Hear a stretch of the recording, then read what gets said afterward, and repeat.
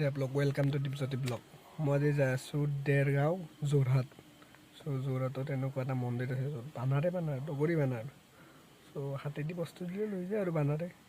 so केनेकुवा लागे आपनालोके सৰু सुरा clip এটা মই কৰিছো सो সকলোৱে लाइक कमेन्ट शेयर सब्सक्राइबार কৰিব